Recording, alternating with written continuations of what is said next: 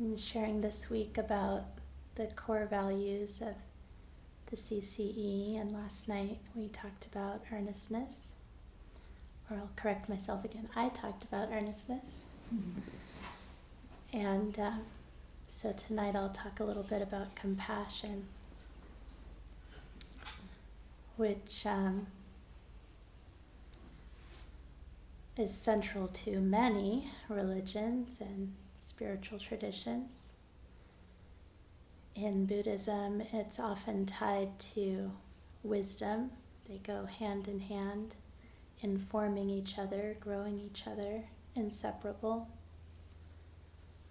It's also one of the 4 divine abodes, virtues to cultivate, along with loving kindness, equanimity, and sympathetic joy. And I didn't much think of any of that when we put that list together, but I thought about it today and reflected on, well, why compassion and not the other 3 divine abodes, and why not wisdom? And so what came up today was just that for me, I feel like loving kindness and sympathetic joy and equanimity for me right now feel more straightforward, and compassion has long interested and perplexed me in many ways. So I'm interested in its breadth and depth too, how many things it can mean, what dimensions there are to compassion.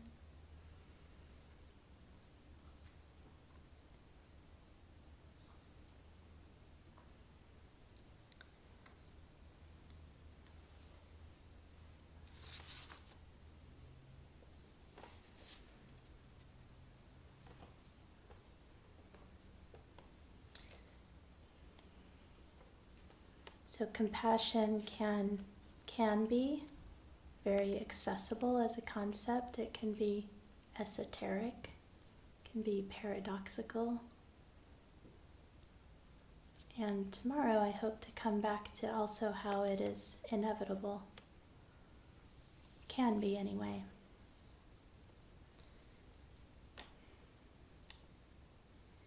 And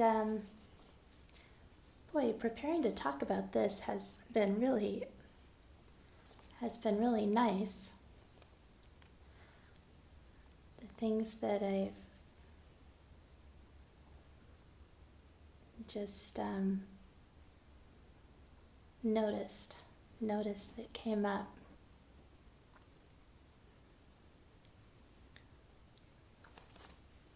I noticed that I had this dicey relationship with compassion, that it was one of many things I didn't understand growing up and going into adulthood, and probably true for many of us, but messages from family, from society, even from spiritual communities seem to explicitly talk about compassion as something like a desirable emotion, some kind of caring for others, although oddly to me tinged with like a little sadness seemed part of the deal, or self-compassion, and that seemed to be something like self-soothing. But when I have witnessed what's called compassion, that's often not even what I saw. I think I had a feeling of it being more like this separation, like, you poor thing have this thing going on,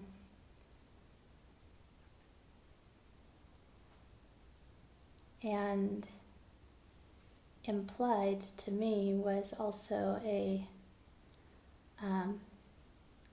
let's hold that over here and maybe it won't touch me. This grief, this pain, this sorrow, this war-torn nation, whatever this thing is.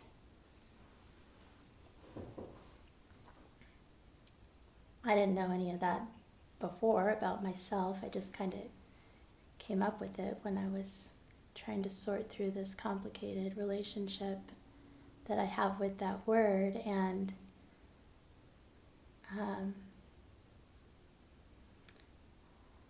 that emotional sense is not the traditional Buddhist sense of compassion at all. Compassion in Buddhism is action. It's what are we doing to alleviate suffering.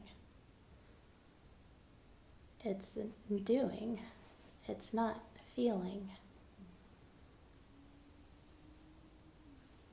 That whole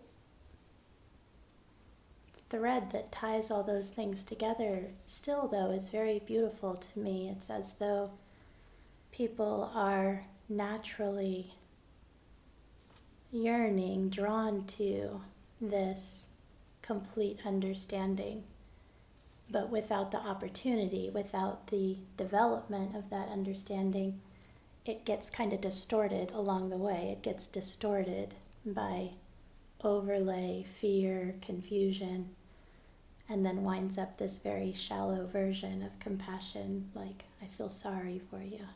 I feel sorry for myself. But it has a thread to something so beautiful.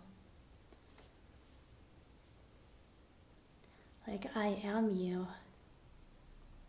I will do anything to relieve your suffering. And then do it.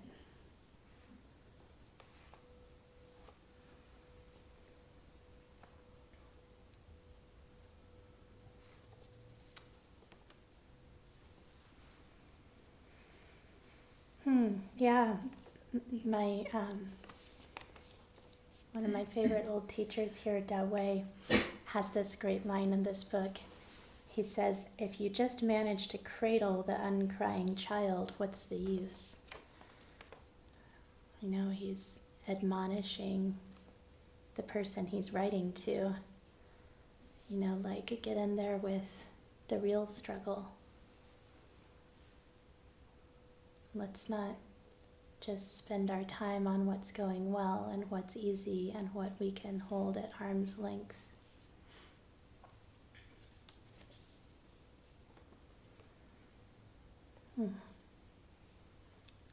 So here's why compassion and wisdom also must, from a certain perspective, go hand in hand.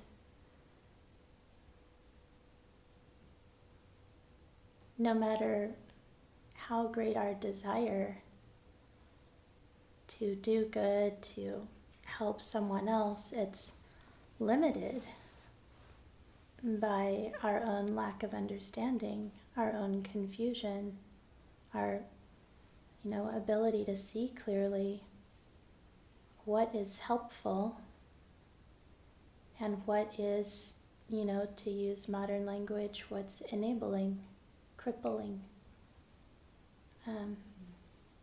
shirking, all of those things. And yet, does that mean we always have to run around yanking people's covers off? Of course not. No, I have not yet seen anything in the master's writings that indicates they think so either. It's always just situation specific. What's right for this individual right now? What's right for this situation right now? It will never come again just like this. Therefore, whatever is compassion is unique to this very moment. So of course that has to go hand in hand with wisdom. How could I possibly come close to to being able to act free of ideas, my entire past, everything I want for the future, without some insight, some insight.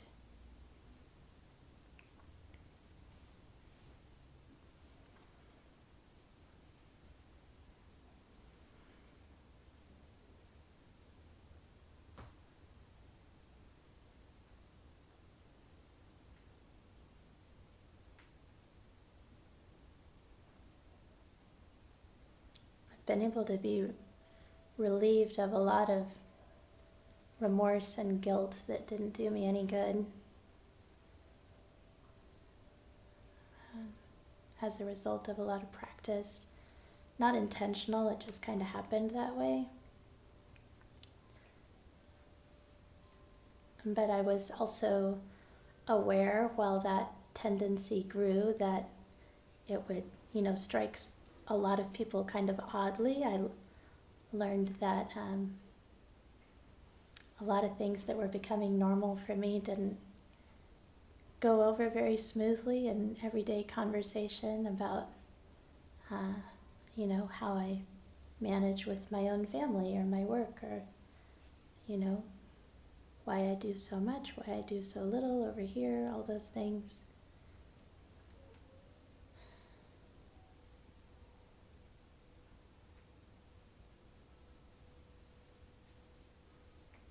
And I know that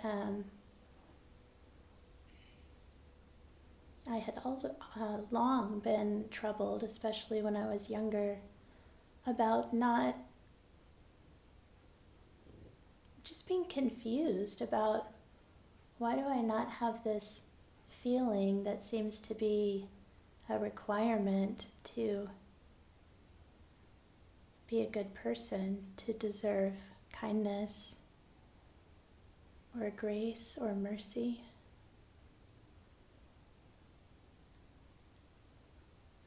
It was very confusing to me to try to reconcile how can I want so much to be, you could just say, a part of the solution in this world and feel like I was coming up so desperately short. But what I'm offering to everyone is, I think all of that is a big misunderstanding. You don't have to feel like anything.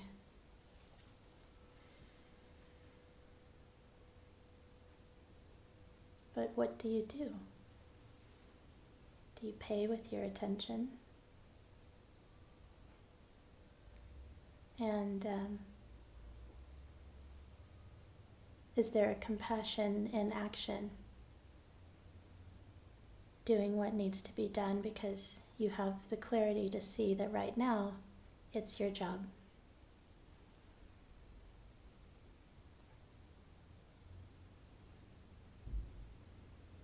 And I have,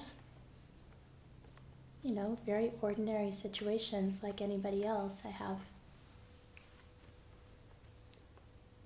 one adult child who's been through the ringer. And I think that was one of these times I became aware of what an outlier many people considered my response to be. When they thought I should go manage everything and, get in there and fix her somehow. I didn't have the words for it at the time, but, after really considering this word deeply, this concept of compassion this week, I would say, well, I was doing the compassionate thing, which was very, very difficult, which was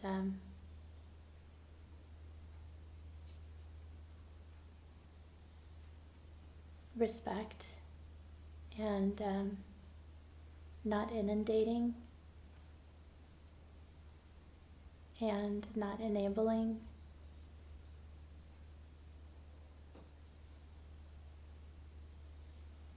now I have an aging parent on her own too, and that situation requires a lot of compassionate action in this sense that we're talking about. I get all kinds of emails and text messages and things in the mail with the stamp on it, a surprise yesterday, that then I need to decipher what bill needs to be paid and whether I can do it interstate. And such a relief to consider that I don't need to like that to deserve my life, and neither do you.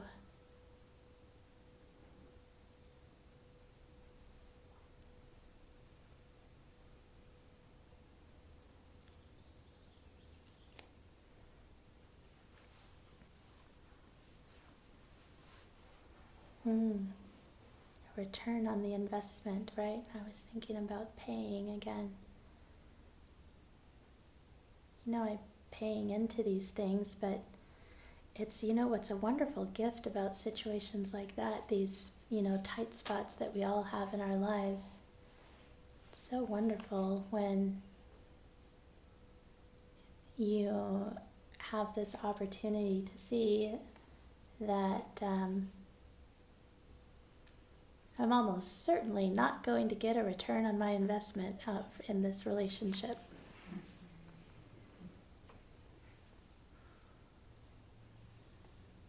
So we just pay because there's trust that, no, it's beyond trust again, like I said the other night. It's just seeing what needs to be done. And I would no sooner leave a restaurant without paying my bill.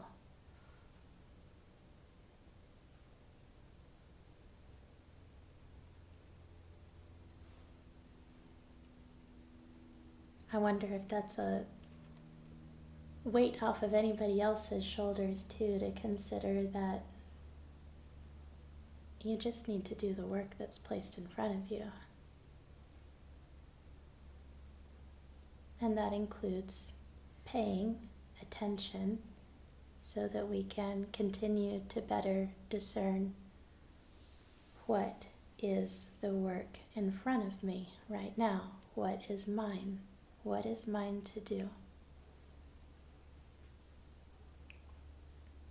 So much simpler than I thought it was.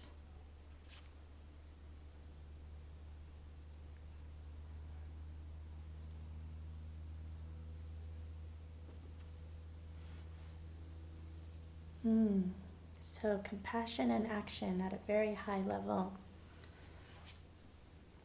I mentioned the other day, can't remember which day now, about this Zen flavor of compassion, where, a master, of course, has one primary interest: to relieve one's confusion. And that can be a very uncomfortable process. But it's great compassion. That's how we would describe what they do. So Dawei here, he is explaining to someone why he didn't launch right into what he really wanted to say. He said, "Seeing the great extent of your joy the last few days, I didn't presume to comment, fearing my words would give offense. Now that your joy has settled, I'll dare to point something out. With this affair, it's extremely important that you don't take it easy." And these things always make me smile. They, for me, have this ring of authenticity and alignment that I just didn't find anywhere else, and I didn't experience anywhere else. Like, to me, that makes sense. That makes sense. And it's kind, too. He did wait, right? He waited a few days. Said, okay, now that you've had your happiness, let's get back to work.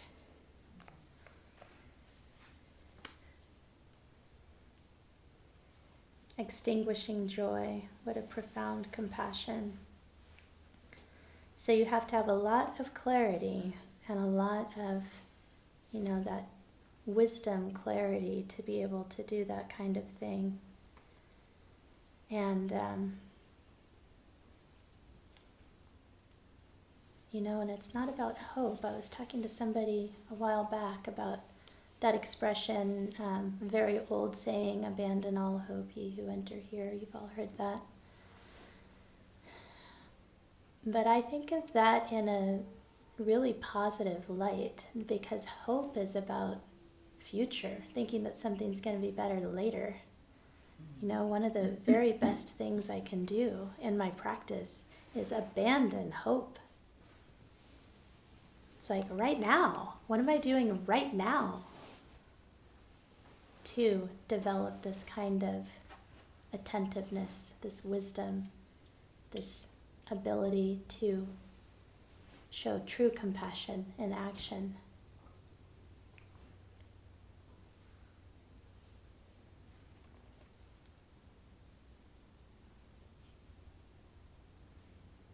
And that's what all of us do for each other, too. This is my Sangha here, all of you. The people who, I bet all of us know some people out there who think like, wow, you've got it all together. You're like super calm, you're a meditator, you're a successful this or that or the other. I know what a lot of your professions are,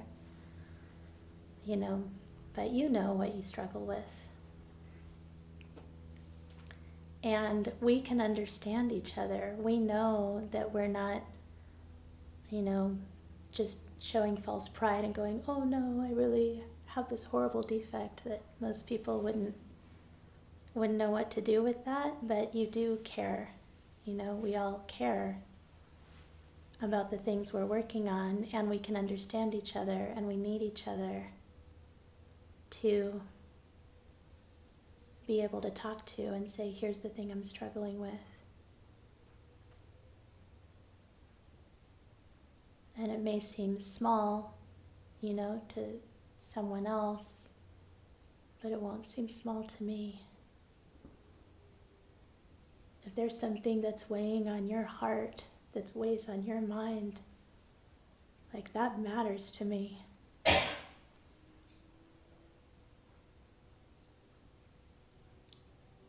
And how do we figure it out? It's like we support each other, and we talk, and we share and get that other perspective, so we can grow our wisdom, so we can grow our compassion.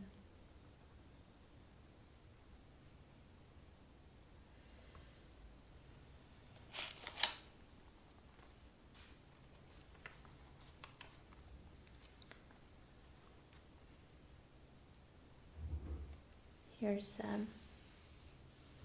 something that came to mind about working on these things together. From the Therigatha again. Punika, the slave. In the early morning, well before dawn, I would go down to the river. It was my job to carry water up the hill to my master's house. Of course, we all want to be free. But what good is freedom when your sisters and brothers remain slaves? I used to imagine an old man down there by the river. I used to imagine what I would say to him. What does it mean to own another human being? What does it mean to feel your own skin, to touch it and know you are not free? We all have bodies. I don't have to tell you, but where did I get this body? Who made me a slave? The old man and me standing here watching the river, waiting. But for what? Over the years, this round heart has been pounded flat. Sometimes it doesn't feel safe to feel anything at all. Don't give up, my sisters and brothers. Whatever you have to say, now is the time to say it out loud. All our dreams of the past, all our dreams of what will be. Come, reach out your hand.